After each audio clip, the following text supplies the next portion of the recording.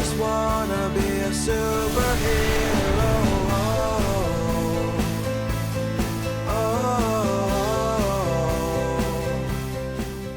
4 years ago, I embarked on an epic journey the likes of which the internet had never seen, because it was ridiculous.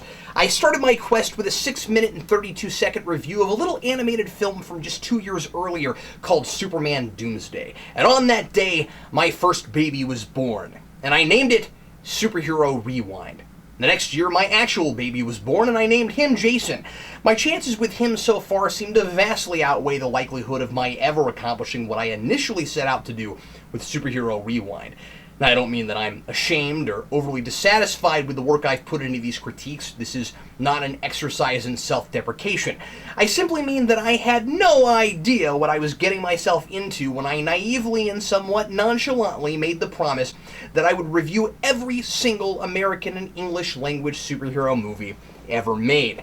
I slaved to create the best reviews I could, and over time, the series evolved from concise 10 to 15 minute critical overviews to more often 20-minute or longer critical analyses, with a strong emphasis on story and characterization, beginning with my review of Batman Begins. Also, the introductions got a lot lengthier, as you can well observe right now. As I grew more ambitious, superhero movies grew more popular, and the inventory of both the mainstream and the obscure grew exponentially. Through the first several episodes, I worried that I might run out of material too quickly. I had chosen such a niche action subgenre, surely it wouldn't take more than a couple years to complete. Despite having what I thought was a fairly extensive knowledge of the subject, again I'll admit to having been a tad naive, I was completely unaware of the insane amount of these things that had been produced. Now, after 4 years and well over 100 reviews of films both popular and bizarre, I haven't even scratched the surface. To the best of my knowledge, and I'm certain there are more, here are all of the films we still have yet to cover. The Adventures of Shark Boy and Lava Girl in 3D, All-Star Superman, The Amazing Spider-Man, The Avengers, Batman The Dark Knight Returns Part 1 and 2, Batman Gotham Knight, Batman Mystery of the Batwoman, Batman Superman World's Finest, Batman Year One, Blake Man, Bolt, Captain America The First Avenger, Captain America and Captain America Death Too Soon, Condor Man, The Condor, Constantine, The Crow City of Angels, The Crow Salvation, The Crow Wicked Prayer, The Dark Knight Rises, Darkman 2, The Return of Durant, Darkman 3, Die Darkman Die, DC Universe Shorts Collection, Doctor Strange the Sorcerer Supreme, Dread, Doctor Strange the TV movie, Dylan Dog, Dead of Night, Generation X the TV movie, Ghost Rider Spirit of Vengeance, Green Hornet, Green Lantern Emerald Knights, Green Lantern First Flight, Griff the Invisible, Hellboy, Blood and Iron, Hellboy Sword and Storms, Hero at Large, Invincible Iron Man, Iron Man 3, The League of Extraordinary Gentlemen, Justice League Crisis on Two Earths, Justice League Doom, Justice League The Flashpoint Paradox, Justice League of America, The Unaired Pilot, Lightspeed, Man of Steel, Man-Thing, Masters of the Universe, Megamind, Meteor Man, Mr. Freedom, Next Avengers, Heroes of Tomorrow, Nick Fury, Agent of S.H.I.E.L.D., the TV movie, Paperman, Planet Hulk, Power Pack, the TV movie, Priest, The Return of Swamp Thing, Scott Pilgrim vs. the World, Son of the Mask, The Specials, The Spirit, the TV movie, Steel, Super Capers, Superman and the Mole Men, Superman Batman Apocalypse, Superman Unbound, Superman vs. the Elite, Tank Girl, Teen Titans Trouble in Tokyo, Thor Tales of Asgard, Underdog, V for Vendetta, The Wolverine, X-Men First Class, and Zoom. And that's not counting TV and internet series I plan on doing reviews on or releases after this year. I look forward to our all growing old together, assuming you care enough to continue this insanely daunting trek with me. Superhero Rewind has already had a long and colorful history, and I thought it might be fun, for you anyway, to take a little walk down memory lane and have a few laughs at my expense. I enjoy digging deep and looking beneath the surface for thought-provoking notions and subtext that might be lurking within the stories of some of these largely commercial projects intended for a mass audience. But I also like to entertain a little whenever I can, and what could be more entertaining to my longtime viewers than to highlight some of my most embarrassing mistakes on camera. If this seems a little self-indulgent of me, just remember that this is a tribute not to my awesomeness, but to my screw-ups. The following are my top 10 most egregious, factual errors thus far in Superhero Rewind. Though one of them is from an episode of Rewind United, you'll see why I felt the need to include that one when we get there. Many of these are facts that would have been easily wikied if I'd thought to look them up, and most I was so certain of at the time, it didn't even occur to me to fact-check them. In the early days of Marvel Comics, Stan Lee would award what he called no prizes to readers who wrote into his letter columns and pointed out a legitimate error in one of his comic books. It might be an incongruity in the continuity, a blatant misspelling, or an inconsistency in the artwork. He sent envelopes with nothing of value in them to those readers, and it became widely popular among the readership. In 1982, Marvel even published the No Prize book, a sort of blooper reel in panels which reprinted some of the most outlandish mistakes. I have a copy and it's hilarious. So in Stan Lee's proud tradition of admitting one's mistakes and taking the opportunity to derive a little enjoyment from dumb screw-ups like we all make at one time or another, today I'm awarding my own No Prizes to the first viewer who pointed out each of these gaffes first in the comments. If this is your first exposure to Superhero Rewind, would you do me a gigantic favor and go watch one of my reviews first? What I'm about to share isn't exactly me at my best. Number 10, from the Top 50 Casting Choices video. Killian Murphy has great eyes. There's always something going on behind them. He plays up this lack of enthusiasm like Arkham is always business as usual and speaks in nearly a monotone. He's got that preoccupation with fear and gets off on manipulating it in others. And the No Prize is awarded to Yeah, I mispronounced Killian Murphy. It's Killian, like calamari, or Carrie Fisher, or Caesar, which is the original Latin pronunciation of Caesar. I learned that in my high school Latin class, but I looked it up again just to be on the safe side. I also looked up the history and meaning of the name. It's Irish, and it means of the church. In my defense, the K spelling of Killian is more common. It's even in my word processor spell check. And if Killian Murphy's parents had had the courtesy of blessing their son with the more phonetic and less confusing spelling of his already less than popular first name, I wouldn't have made that mistake. So it's not my fault. I blame Killian Murphy's parents. Number 9, from the Batman vs. Dracula review. I'm also impressed that with countless homages to the Hammer Dracula films, the derivative yet haunting score with those beautiful dark violin melodies you would expect in a Lon Chaney Dracula film, it manages to be more than just a Dracula movie that has Batman in it. And the No Prize is awarded to Original Lawnmower. Hey, I know a lot more about Batman than I do about Dracula. I really haven't seen any early horror films, much less any early Dracula movies since I was a little kid. I mentioned Lon Chaney because I did some research and he played Alucard in Son of Dracula, and Alucard is the alias Dracula was going by in this movie. I didn't make that clear at all, of course, in the reviews, so I just showed my ignorance. And I probably should have taken the time to watch some of the movies this film was homaging, rather than vaguely mentioning that they did that. Still, I'm really surprised by how much I loved that movie. Number 8, from the X-Men The Last Stand review. I hate that all these problems stem from production issues, too. One of the worst being that Cyclops gets killed just because they can't get Marston long enough to give him any screen time. And the No Prize is awarded to Shades at Night, who reminds me about this every single time we talk about either of those movies. Apparently, James Marston's lack of screen time at X3 was not due to his time commitments to Bryan Singer in Superman Returns. I have no idea why I was so sure about that I put it in the review. It's definitely the sort of thing you ought to have a source for before you start saying stuff. That's how vicious rumors get started. Good thing I didn't say something like, Halle Berry got more screen time in this movie because she threatened to pitch a Catwoman sequel at Warner Brothers if Fox didn't give her more to do, and no one could stomach the possibility of that happening even if it was for a rival company. As soon as Shades told me I was wrong about this, I was even more heated about X3. You mean Cyclops wasn't just written out of the movie for the sake of production convenience? That was a conscious decision at the original script writing stage? Fox should really greenlight a Cyclops solo film just to make up for all that shafting he got in the X-Men movies. Poor Cyclops. Number 7, from the Superman Returns review. And side note, how does Superman know Jason is his son? Did I miss something?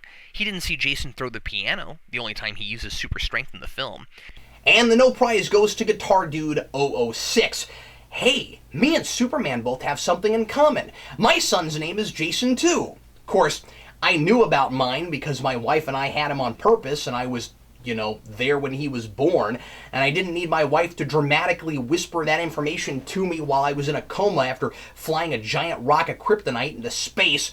I didn't catch this when I wrote my review because it's kinda unbelievable and I think pretty easy to miss, but I did do a whole addendum to that review about this, so you can see my analysis of that part of the film knowing that if you didn't catch it before. It was a mistake on my part and certainly not a plot hole when you know that. But really, who the heck whispers earth-shattering personal information to someone in a coma and expects they'll pick up on it, unless she didn't have the courage to say it to him when he was awake and just got lucky it stuck? Or maybe his super hearing gives him the ability to always know whatever someone told him while he's sleeping somehow. Maybe she's done this before. Maybe when they slept together, she was like, "Hey, Superman, I need you to get me a bag of Reese's Pieces, a case of Barks root beer, and a pack of bratwurst for lunch tomorrow." And then she had lunch the next day waiting for her, so she knew everything she whispered to Superman he'd know. Yeah, because Lois seems like a Reese's Pieces and root beer kind of girl. Number 6, from the X-Men Origins Wolverine review. Why would Stryker go to so much trouble just to convince Wolverine to go through with the experiment? He acts like Wolverine was nearly indestructible before Weapon X. Like, because of his healing factor, there's no way he could have been caught and restrained and forced to go through with the experiment. But he was in the comics, and it would feel far less hackneyed if it were done that way here. Instead, Wolverine's getting more and more durable each movie, regardless of this being a prequel. So now he can heal from gunshot wounds to the head automatically when they used to at least put him down for a minute or two. The guy doesn't have super strength or anything, he could be contained. And wouldn't Wolverine being horrendously violated by the government be a much more interesting problem for this character to explore than just a typical revenge motive? That's what X2 was about. Stryker doesn't see mutants as people, he sees them as animals to be experimented on. It would be far more compelling to see Wolverine in that helpless position and would make his background that much more tragic and perhaps worth seeing firsthand. And the no prize goes to Dank Goen. I completely forgot about Stryker's line in X2 about Wolverine volunteering for the Weapon X procedure. If Stryker had conspired to have Wolverine kidnapped and shackled down here as I suggested, it would have violated pre-established continuity. Not that that stopped a lot of choices in these movies, especially First Class, but we'll get to that in the next review. The issue I was raising here was that Stryker's manipulation of Wolverine is flimsy at best, and Logan should have been smart enough to realize he was being played. The absurdly elaborate way Stryker sets up Logan to allow himself to become a souped-up killing machine for the sake of revenge becomes totally unbelievable by the end and makes Wolverine look incredibly gullible. But I'll concede that yes, a smarter way of convincing Wolverine to volunteer for the procedure would have been a lot more interesting than what I was suggesting. With Wolverine as a mutant who thinks he's working with regular people for the good of the world when in fact he's being used as a lab rat and he doesn't even know it. Number 5, from the Watchmen review. Laurie convinces John to go back to Earth by proving that she's a miracle because of the revelation that Blake is her father. You can view it the way he does, or you can look at Laurie as another joke. She wasn't supposed to happen, being born out of a terrible rape situation, and her whole life has been planned out for her by other people, and she's only ever lived in other people's shadows, namely her mother's and John's. And the no prize goes to Scott 102590. Watchmen is an incredibly involved story, and after a month of research, rereading the graphic novel and watching 2 versions of the film, one a couple of times, there were apparently bits I still didn't fully grasp. This one is pretty big, given that it's at the core of Dr. Manhattan and Laurie's character arcs. It becomes crucial to Dr. Manhattan's newfound appreciation for humanity that Laurie wasn't conceived when the comedian raped the original Silk Spectre, or at least attempted to, but rather that despite that raped attempt, Silk Spectre cheated on her husband with the comedian later on. From that unlikely union, importantly not an accident but a consensual choice, albeit a bad one, Laurie came into existence, and Dr. Manhattan finds that such an unlikely eventuality he calls it a miracle, and it changes his mind about his earlier conclusion that humanity is unremarkable and that a species with self-awareness doesn't make Earth any more or less special than any other planet in the galaxy. I don't know how I missed that, especially considering we see Hooded Justice come in and stop that rape scene. Maybe I thought the comedian raped her sometime later, or maybe I was so caught up in what the movie was saying about Rorschach and Ozymandias, I didn't give enough attention to some of those other important ideas. Oops. Number 4, from the Superman 4 review. And while we're on the subject, I'm not a scientist, but I'm pretty sure one side of the moon is always dark, so when the sun rises to give Nuclear Man his powers back on the moon, that's just hilarious. And the no prize goes to Squamata2468. This one's embarrassing. I love how I said I'm not a scientist right before I said that, too. Like, that would help me keep my credibility intact in case I had no idea what the heck I was talking about. It just made it worse. The sun rises on the moon just like it does on Earth. What was I thinking? Why would I even bring that up without checking on it first? Science and math were always my worst subjects. I practically killed myself trying to get through college astronomy. My making points about the facts of the universe from the top of my head is like William Shatner giving voice lessons. Number 3, from the Who Framed Roger Rabbit review at Rewind United. It may just be a coincidence, but I didn't notice a single black person in the film. It's as if African Americans are replaced with the Toons and put somewhat in the same situation they were circa 1947, where they can be entertainers and waiters and dishwashers, but they're not really taken seriously as an important part of society, and they mostly live segregated from everyone else. And the no prize goes to Robbie the Sky. So I make a potentially intriguing point there about the Toons in Roger Rabbit representing how African Americans were treated like second-class citizens prior to the Civil Rights Movement. And my whole premise hinges on the idea that this is a universe without black folks. Like, the Toons are taking their place so the movie can subtly inject a little social commentary.